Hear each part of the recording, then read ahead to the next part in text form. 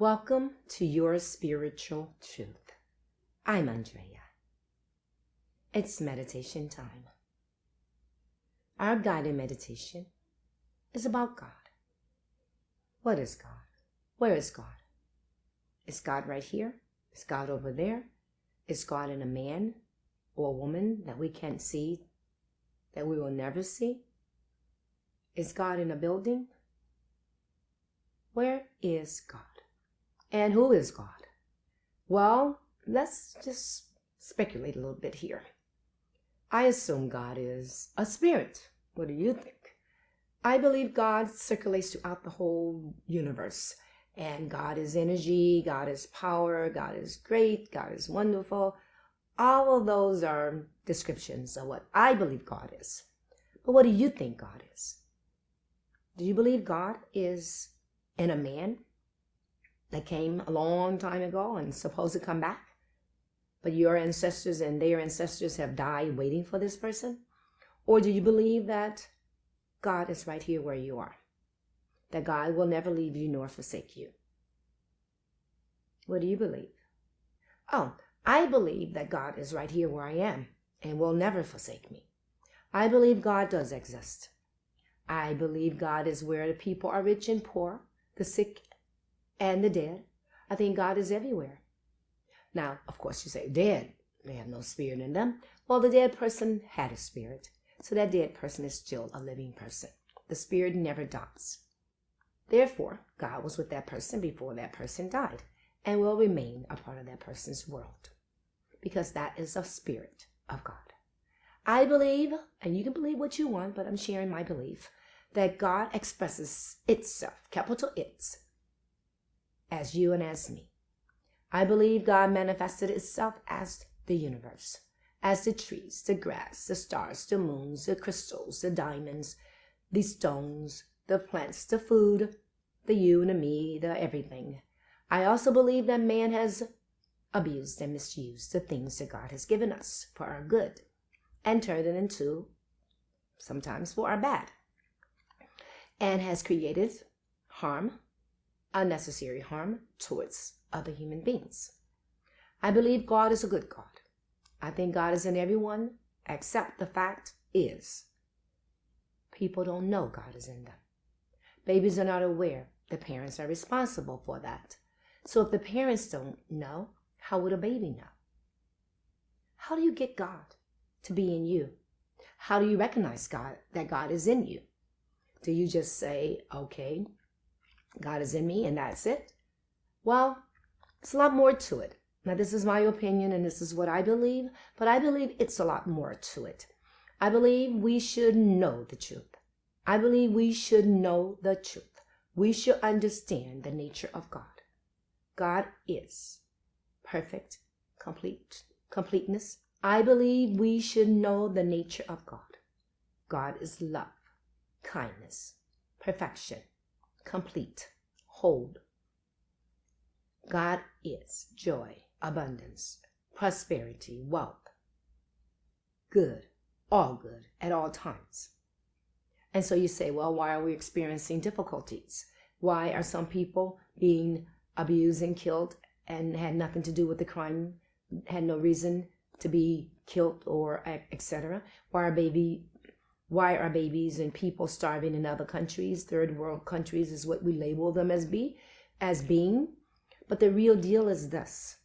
Until you know and connect with the Spirit of God in you, you are living a human life. And you will not be the man of God. If the Spirit doesn't dwell in you, by you acknowledging that the Spirit dwells in you and you connect with the Spirit, then you are living a human life. So when people are harmed, whether they go to church or not, or good or bad, human beings are human beings. Good and bad happens. And it's not God that does it to you. God does not take a child away. God does not kill. God does not steal. God owns everything, including you. But you decided to give yourself to your human nature. And now it's time to look at yourself as being a prodigal son and ready to go back home and return to the Father's house, which is within you. So God is not responsible for any let's say this, any unnatural things. Or let's put it this way. God is not responsible for you as a human being if you're entertaining the human life. Now, when you live the spiritual life, you must remember, God does not give you what you want, and you don't go to God for material things. You don't go to God for material things. You go to God to commune and to listen and to be in the presence of God. And in God's presence is fullness of life. That's where you want to be. The promise is, I have come that you might have life and have life more abundantly. The I that Jesus spoke of was the I that I am, that I that was in Moses, that I that was in Elijah, that I that was in Jacob, that I, that only I, the Christ I, the spiritual I, the God I, the big I, not the little I. So therefore, the statements that Jesus made, I can of my own self do nothing, he was talking about Jesus. He couldn't. But when he said, I have come that you might have life and have it more abundantly, he realized and understood the nature of God as the I within him, because he made his connection. It's time to make your connection. It's time that you focus, refocus, and realize God is totally good. And whatever is happening in this world, whatever disharmony we're having, is not of God. And if it were of God, you would be able to bounce back so fast and look at it and say, wow, thank you. I've learned a lot from that, and it has set me ahead of the game. Because that is the only way God will work. God will not destroy his children. God will not leave you and forsake you. So let's meditate. Turn within and listen to God speak. Let's meditate, please. Turn within and listen to God speak. Do not entertain the thoughts that are coming. They will come. Let them come and let them go. Just don't entertain them. Leave them alone. Don't feed them. Don't nourish them. They may be good. They may be bad. But no, do not entertain them. While you're meditating with your eyes closed, if you feel like smiling, smile. Give joy. Fill yourself with love. And then when you're finished meditating, give thanks. And go out in the world and conquer. Conquer with love in your heart. And when you greet people, greet them silently with love in your heart. Say to yourself, I love you. And just remember, you're loving the Christ in them, the Spirit of God in them. You're not loving the man because a human being would turn you off. You don't want that. That's why you want to entertain only the Spirit of God in that person. Got it? Great. Thank you. Thank you so much. Now let's close our eyes and meditate.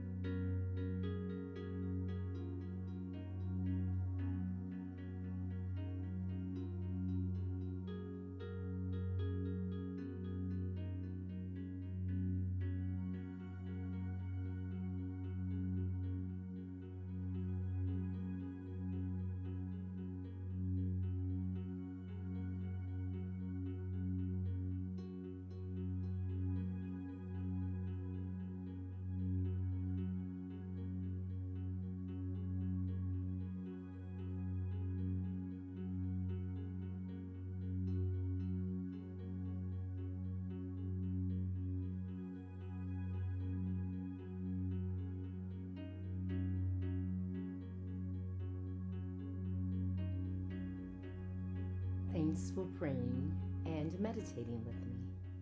To God be the glory. To God be the glory. And so it is.